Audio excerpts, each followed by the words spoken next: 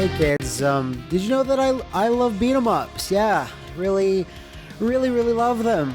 Probably too much, as I feel another bout of beat 'em up-itis coming over. Okay, just honestly, there's nothing on earth more relaxing than a good button basher, isn't there? If you've been following me on your socials or on this channel, you might be aware that I took this love of the genre to a new dangerous level, as I am currently working on an actual beat 'em up game, the Takeover. I was presenting this, a Switch build of it, at PAX East, and I got this question really often, actually. Matt, what are you actually doing again? You're not talented or smart enough to program this, so what's the deal? Now, for those that ask that, yes, you're 100% right. I'm not talented enough to program the game or design it, as it's basically the brainchild of Pelican 13, a one-man crew who used to work on the Sonic All-Stars Racing franchise. He had put out a very early build, the Takeover, on Steam, early access, almost like 3 years ago now. I found it, I played it, and I wrote the only Steam review I'll ever write in my life. I thought the game honestly had a lot of potential back then. It was just kind of fun in the old school beat 'em up way. Not one of those beat 'em ups that has roguelike elements and crafting and cooldowns and just a straightforward sort of thing. And those are really, rare to see, especially on Steam. I thought the game was fun, and if he ever needed free testing work for upcoming builds, I said, I'm your guy. Just send them at me, and I'll try to find some bugs for you.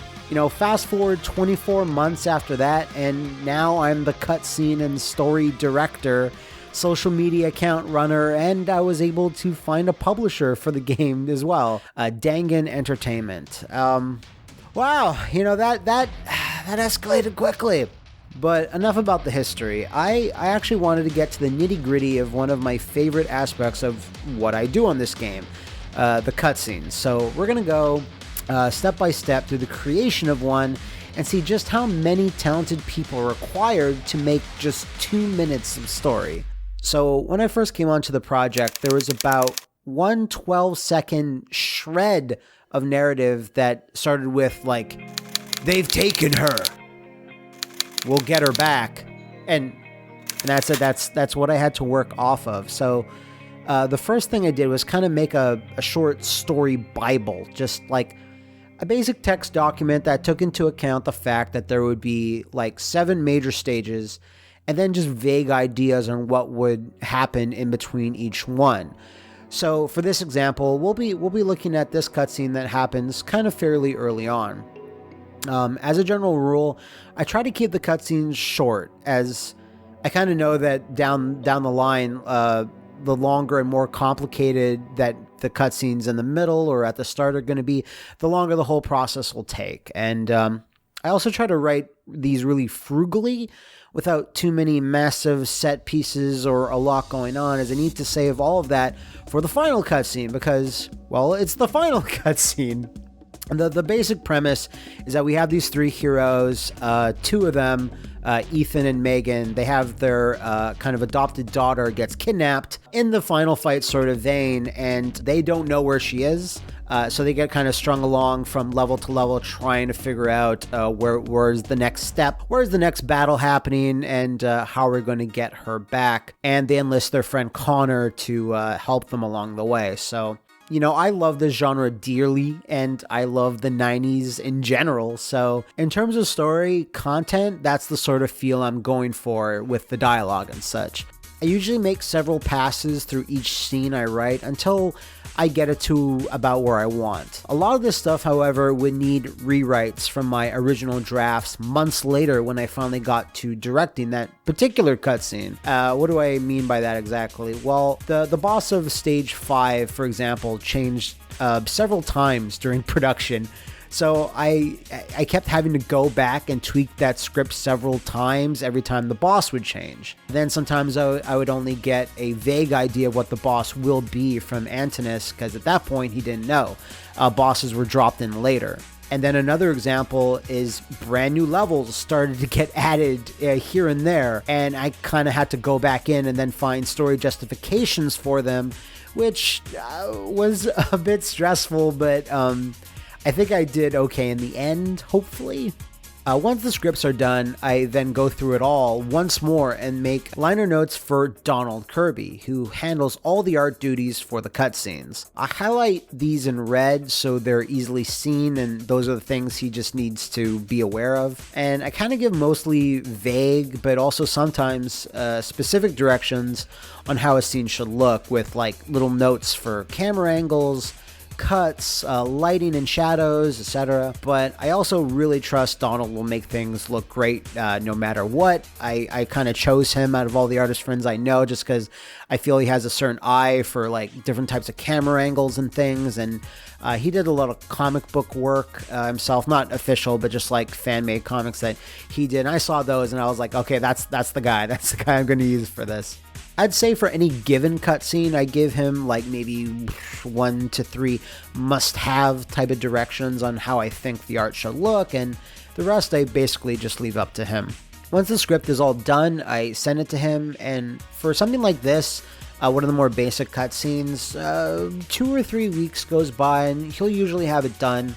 Along the way, he sends me basic storyboards, then a few final shots for approval, and I almost never have any corrections or suggestions. He's just that damn good. The art is all done in giant PSD files with all the elements on different layers since they still need to be animated. Donald also provides his own notes and storyboards detailing how he's laid everything out and therefore how it should be animated, as he doesn't specialize in that area himself, but Cranky Construct does. All the art then goes to Cranky, who follows my script, the notes, and then makes everything move within After Effects. During the stage of animation, Cranky also needs like a bevy of sound effects to match what's going on screen. So explosions, metal doors, punch impacts, they all need to be plugged in. This is a task best suited to Little V Mills, who knows all the secret sound effect vaults on the internet. And I'd say within a day or two, after studying the script and looking at the art, he sends a little bundle of sound effects over to Cranky, who then plops them in like the timeline. Once that's done, he usually sends me a rough cut for the animation, and then I can make any further suggestions or tweaks. Usually there'll be some really minor timing issues, or I'll request for some clouds to move faster in the background, or for a panel to like shake, or something to get a certain emotion across. I also need to provide another vital set of files to Cranky, which is the voice acting. We have 3 major protagonists, and usually any given cutscene will have one boss and maybe some secondary characters to boot. Our heroes are voiced by Kurt, Takahata 101 Arnott. Right now, though, we gotta keep pushing. Sarah Ann Williams. Does anyone want to talk about how insane that was?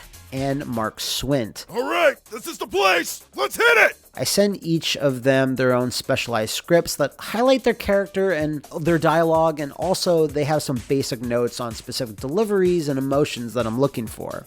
They record their lines separately and send me their takes in WAV format when they're done, and each one varies in length. I listen to each one of their files, and then I make notes on what specific line readings I want to be put in the final cutscene. Then I send the voice files and my notes to Little Mr. Construct.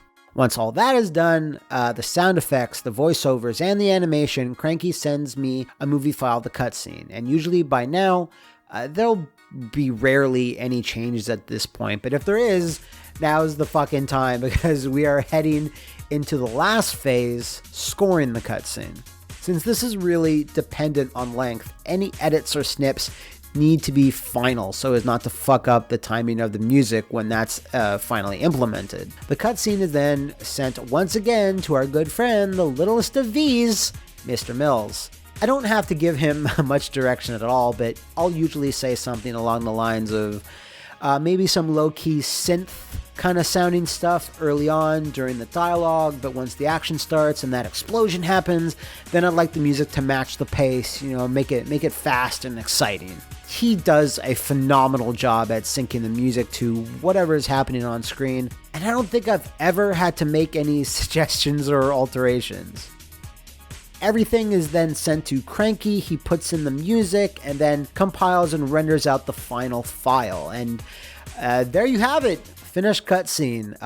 All in all, I'd say it takes somewhere between 1 month and a half, maybe, for a basic cutscene to be completed once the script gets sent to Donald. But the opening cutscene especially, that took a while to get done. I was kind of learning how to organize all this on the fly and quickly realized all the little components that go into creating a cutscene, and it's not even like a fully hand-drawn animated cutscene. We're going more for a time-effective motion comic book style, so I can only imagine that when it's completely hand-drawn with like every single frame of animation, it would just be insane with the amount of people I have that I can rely on, and me myself, I don't think I could just do it like by myself. It would just take so long. Jeez. It just gives me newfound. I even had tons of respect for those types of cutscenes and those types of animated shows or projects or whatever it is. I already had ton for it then, but now I have even more, like, in complete awe of how they can get that stuff done and on time. Aside from all this story stuff though, I also help out with general suggestions to the core game itself. Pretty much every new build that comes in. Little V regularly provides music for the in-game stages as well, and every so often I'll have the voice actors come back and record additional lines and such for when the characters need to say things in the heat of battle, etc. So I hope you found this little video interesting, and even more, hopefully, you guys will check out the game. Again, thanks to, honestly, all the incredible people mentioned here for their hard work on this project, as it's an absolute dream come true for me to work on it. And I think now I'll leave you guys with a look at the unedited cutscene in full. Thanks again for watching this. Vanessa? Vanessa?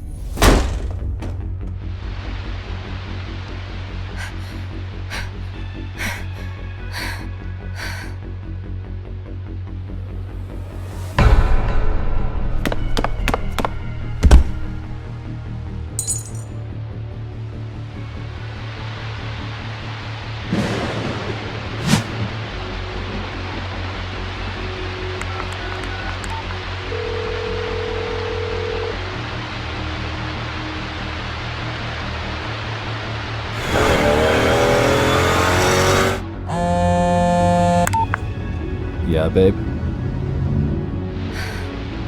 What's wrong? Ethan, someone's taken Vanessa. Is there blood? No, not that I can see. But there was a struggle. Cops all over my precinct have been getting death threats. It has to be whoever's behind this new crime wave. We took her in when no one else would. She's our daughter, Ethan. Damn right she is. Meet me in the alley on 5th and Marcellus. I know where we might get some answers. Should I get in touch with Connor? Do you need to ask? He's always ready for a fight. We're going to get her back, Megan. I swear it. I know we will. See you there.